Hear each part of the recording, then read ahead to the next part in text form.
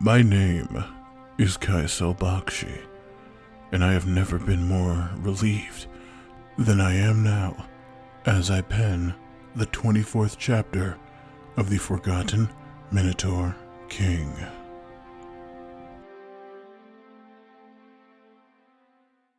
My mousy companion Myrink, while still donning her gray-furred and more rabbit-like eared disguise, dragged me from the dungeon where the interrogation of that other mouseling gentleman I am not familiar with took place. Still stunned into silence as she wheeled me down the corridor and out past the ogre guard my co-worker, Chinook, has been having a feud with. We stopped when she felt we were significantly out of earshot of any living soul potentially patrolling the Mindus Castle grounds. Finally, out of my shocked reverie, I grabbed Myrink in as big a hug as I could muster. I couldn't believe it. She was alive. Despite my elation at the moment, barely a few seconds passed before Myrink confusedly shoved me away and looked at me with concern. I explained to her the rumors Chinook had told me this very morning of a mouseling captive in the castle. I obviously assumed it was her, and for the last few hours I was awaiting news of her death and potentially the eventual discovery of me and Ahani. Finally, understanding my reaction, she wiped her hand down her face and snout, then placed her paws on my shoulder. Well, I am fine. Thank you for your concern, but things are more complicated than we considered. There is a lot I must tell you. I told her if she was safe, and if she had time to spare, for her to meet me and Ahani back at the Palamedes dorms for a debriefing, as well as an opportunity to re-up the disguise spell our group was using while we infiltrated the castle grounds. She nodded in agreement, and just as she turned around, she nearly walked right into my small draconid co-worker, Chinook, as he raced, seemingly to catch up with me, his small wings beating in frustration. Oh, please watch where you're going, guard. Why is everyone here so clumsy? Probably how I lost my journal. Some ignoramus not watching where they're walking. Spotting me, he turned his annoyed attentions from a growingly impatient and annoyed Myrink to me. Ah, Kycell, did you see the prisoner? I wonder who that fat old rat is, don't you? Ha! By the way, if you haven't happened to see a journal lying around, it's extremely valuable and belongs to me. I shook my head, while protectively clutching the journal I had hidden in my right robe pocket. Chinook simply sucked his sharp little teeth and exhausted a puff of brimstone-like smoke from his snout, and began to leave, but turned at the last moment and eyed both me and the now retreating Myrink. Turning his attention back to me once again, he offered suggestive eyebrow raises and a claw-handed thumbs up. I walked back to the dorms in an uncomfortable silence. When I left the castle grounds, I felt this walk to the university and my subsequent wait for Myrink would be a good time to read up more on the Forgotten Minotaur King himself and his battle with the Rakshasa Prince, Jadeniston Rajalasad.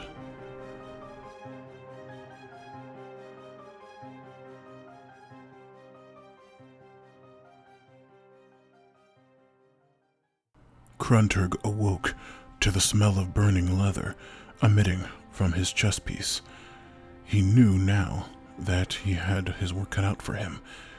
He had come to this place, this hovel, seemingly in the middle of nowhere, as he looked at the outside surroundings, planning to confront the traitor Minotaur Man-Reaper. But now he discovered a plot involving the Rakshasi he encountered this very morning who had approached him in his own kingdom with benevolent and kind intentions and flattery. Now this Prince Jadeniston, as he told Crunturg's squire Kind when he was trying to murder him, was working with this traitor? The monstrous and hulking white tiger-like beast now showed beyond his physical might. He also possessed a hardy penchant for magic. After Crunturg was back on his hooves, recovering from the energy blast from the prince that had sent him through the hovel walls, he began to once again approach the lodge where Manreaper and Jadeniston awaited, his craghammer ready for war. The young calf Kind did his best to hold off the advancement of the Manreaper. Kind's hammer and sword deflected nearly every incoming blow from the Reaper's hefty scythe. Finally, hooking the crook of the scythe's blade with his hammer, the young Minotaur disarmed his elder and drove his cord-blessed sword into the Reaper's shoulder. Braying loudly, the Manreaper attempted to wrench the blade from Kind. When that failed, his strength drained from his equally embarrassing bout with Crunturg, he attempted to spear the squire with his horns, only to be reminded that Crunturg had recently and brutally removed them from the Reaper's brow moments ago.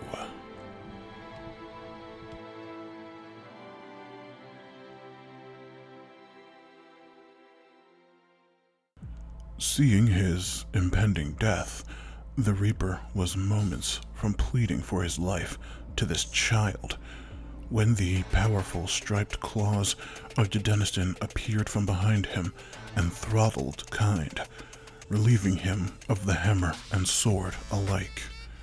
Then the prince hurtled Kind like a rag doll, sending his young frame soaring across the room and into an inconveniently placed wooden chair, shattering it to splinters. Jadeniston then placed a hand on the Reaper, and with the other violently wrenched Kind's sword from the older Minotaur's shoulder. I didn't back the wrong cow in this bullfight, did I? It makes little difference if I have to leave this shanty with 3 dead Minotaurs. Now earn your keep. The throne of Mindus awaits. Handing Kind's sword to the Reaper as if it were a prize, Jadeniston left the Manreaper to finish the boy, while he went and dealt with King Crunturg. As the prince approached the hole he blasted Crunturg through, he began storing energy within himself to produce one more blast to finish the job. Suddenly, from around the opening's corner, a pair of enormous curved horns gored the prince's neck and lungs. As Crunturg emerged, he lifted Jadeniston from his side and held the flailing prince above his head with just his brow. Flinging Jadeniston off of himself and into the open field outside of the lodge, Crunturg once again hefted his hammer. As the prince attempted to regain some kind of composure, holding the gushing wound in his neck and coughing blood from his nearly exposed lung, he shuffled in a seated position away from the encroaching, enraged Minotaur king.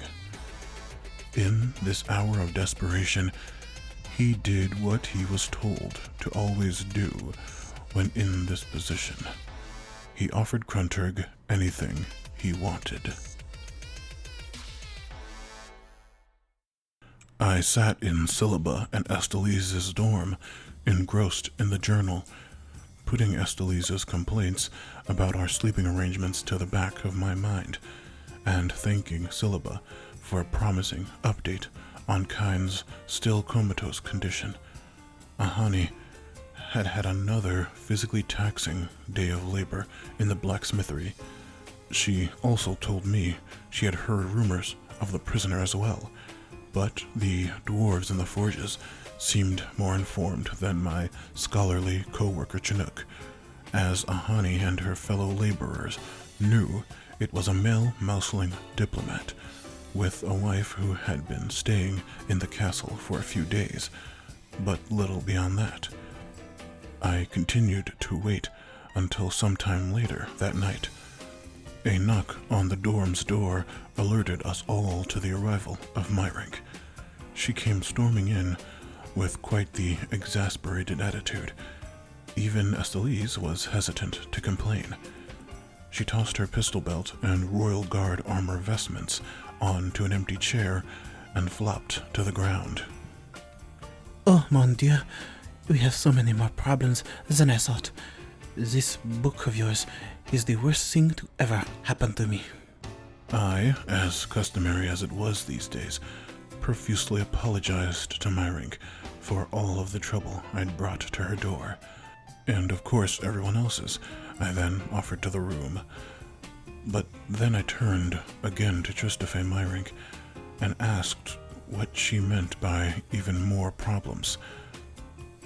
That was when she filled us all in on everything that had happened to her these last 2 days.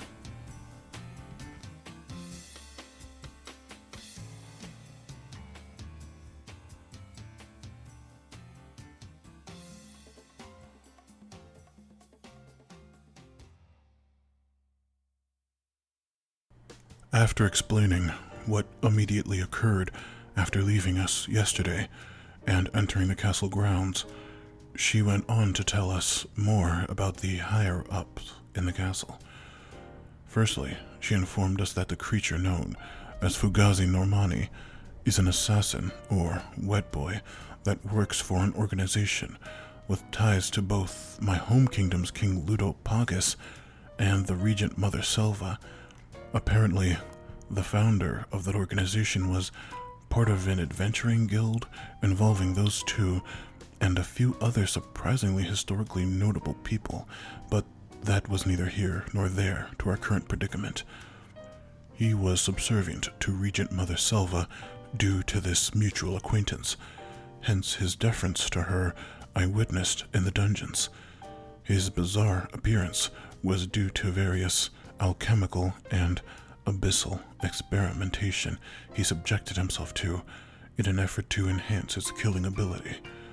His job is to protect Selva and Princess Walla with his very life, and that entails overseeing the royal guard and seeking out potential dangers to the livelihood of the castle's establishing. This is when Myrink explained who the mouseling prisoner was, Aksor Chungus, a diplomat from an Ondron countryside. He had been communicating with the Rajalasad royal family recently in an effort to annex the mouseling citizenry from the port town adjacent to Goldinerad to his small town in Ondron. Apparently, he was using this castle's reconstruction as a distraction while a number of mouseling citizenry fled the port city of Scalamandri with Andron military aid. Myrink said all of this very offhandedly, in a way that made it clear she didn't truly care about any of these political machinations, and based on our mildly confused faces, we really didn't understand either. But this was when she told us why we should care. Evidently, this Aksor gentleman was wed to her sister Soiree, and now both of them were being held captive by Fugazi. She truly didn't care about what Aksor was up to, and she told us she had a nagging suspicion her younger sister could be the mastermind behind this bizarre apartheid plot. But she was still family. And then she offered up the final reason this entire ridiculous hitch was our problem. The military forces that were aiding the escape of the citizens, now that their orchestrators were caught, were set to siege the castle and town until the return of their sovereign citizens.